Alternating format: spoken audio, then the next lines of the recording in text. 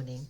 Now, I don't want to go into Watchtower's changes on the blood doctrine, because a pint of your own blood is not going to do you much good if you have a catastrophic loss of blood.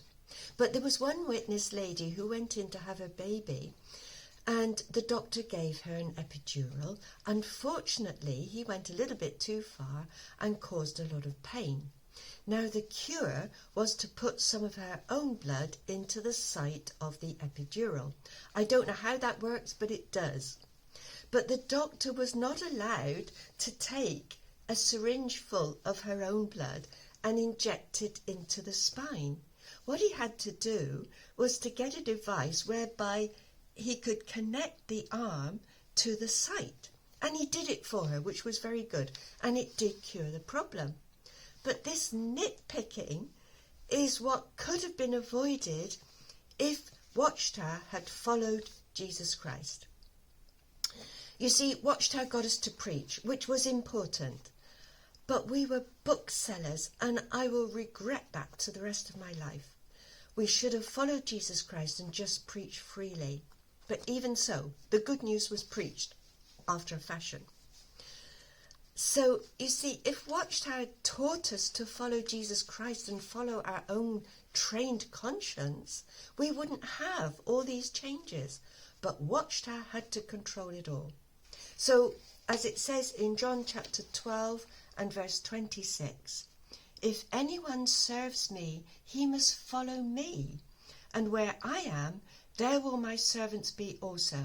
If anyone serves me, the Father will honour him.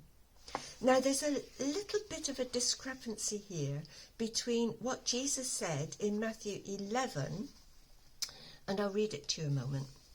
He said, "Come to me, all who labour and are heavy loaded. I will give you rest. Take my yoke upon you and learn from me, for I am gentle and lowly in heart, and you will find rest for your souls. My yoke is easy and my burden is light." Now, how does that tally with what he said in Matthew chapter 10 and verse 38? Sorry, I can't see very well. Whoever does not take up his cross, and if you want to read torture stake or wooden beam, by all means. Whoever does not take up that beam and follow me is not worthy of me. Whoever finds his life will lose it. Whoever loses his life for my sake will find it. So in what way is this an easy way of living if we follow Jesus Christ? Now, he wasn't talking here about his own death on a torture stake of any sort. It was a well-known practice in those days that the Romans would force a criminal to carry this heavy timber beam to the site of execution. So it was a time of suffering. So Jesus is saying, if you follow him, you're going to have to accept that you will suffer. But in what way? So I go back to Matthew 11, and it's not a very good translation, this one, in verse 30, where it says, my yoke is easy. So I'm going to read it to you from the Amplified Bible. He said, my yoke is wholesome, not easy, wholesome. That is, it's useful, it's good, it's not harsh or hard or sharp. It's comfortable, gracious, and pleasant. What it means is that we need to take the high moral ground and we need to follow Jesus' way of life. It's not a luxurious way, it's not easy. But we don't take the high moral ground in a proudful way. We're not better than anybody else. We're following Jesus Christ. We're trying to save sinners and give people a better way of life. You see, what did he say? If you follow me, I am gentle, lowly in heart. You will find rest for your souls.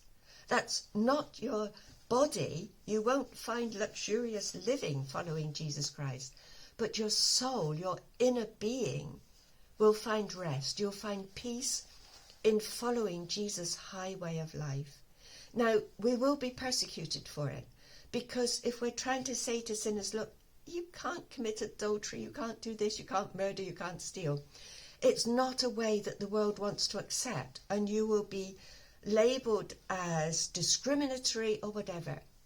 We will never hate a person for their sins. We will love them dearly. We will do our best to help them follow Jesus' way of life so that they have a better soul, so that they're peaceful inside, knowing that they're following a good way of life that pleases our Heavenly Father.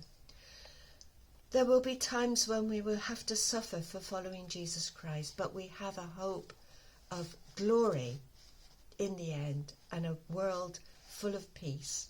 The world's way of doing things is horrendous and has led to the way of life that the world is in at present. We can look forward now to the kingdom coming, where everybody who follows Jesus Christ will be saved. So God be with you, and God save you through this difficult time.